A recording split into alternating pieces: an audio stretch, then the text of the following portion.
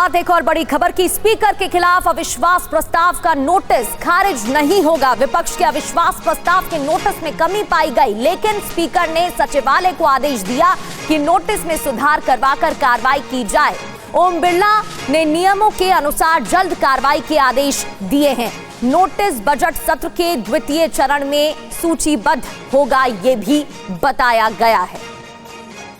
तो इस पूरे मामले में लगातार विवाद हो रहा है, सियासत देखने को मिल रही है और बड़ी खबर ये कि स्पीकर के खिलाफ अविश्वास प्रस्ताव का नोटिस खारिज नहीं होगा, क्योंकि बताया जा रहा था कि नोटिस में कमी पाई गई है, लेकिन विपक्ष के अविश्वास प्रस्ताव के नोटिस में कमी पाई जाने के बाद स्पीकर ने सचिवालय को आदेश दिया कि नोटिस में सुधार करवाकर कार्रवाई की जाए। आमोद राय हमारे संवाददाता हमारे साथ जुड़ गए हैं। आमोद, नोटिस में कमी आई थी जिसके बाद सवाल खड़े हो रहे थे कि अब आगे क्या होगा।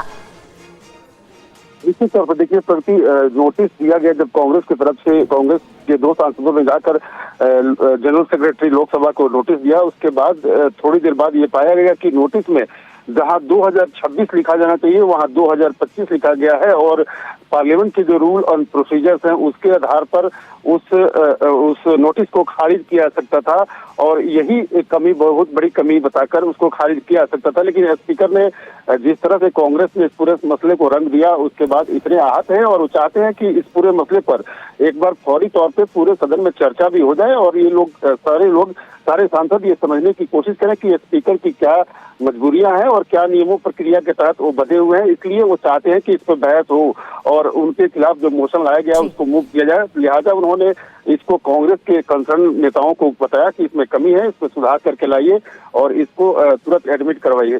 तो अब जब दोबारा से कांग्रेस के नेताओं ने 1 घंटे के अंदर दोबारा उस नोटिस में रेक्टिफिकेशन करके, सुधार करके इसको दिया, तो अब इसको स्वीकार कर लिया गया है। बजट सत्र की शुरुआत, दूसरा चरण जो है 9 मार्च को शुरू होगा और 9 मार्च को ही इस नोटिस को स्वीकार किया जाएगा और उसके बाद फौरी तौर पे जल्द से जल्द इसकी कार्रवाई शुरू होगी। यानी कि उम्मीद की जानी चाहिए कि 19 से 20 मार्च को इस पर मोशन जो है उस पर बहस होगी और इस पर चर्चा होगी और उसके बाद इस पर वोटिंग भी होगी। तो ये स्पीकर ने अपनी तरफ से एक हाई मोरल ग्राउंड लेते हुए और खुद को एक इम्पार्शियल दिखाते हुए इन्होंने एक फैसला लिया कि कांग्रेस की जो नोटिस में कमी है उसको सुधरवा कर फिर अपने खिलाफ नोटिस लिया है। प्रगति, ठीक है, बहुत बहुत शुक्रिया आमोद राय आपका जानकारी देने के लिए।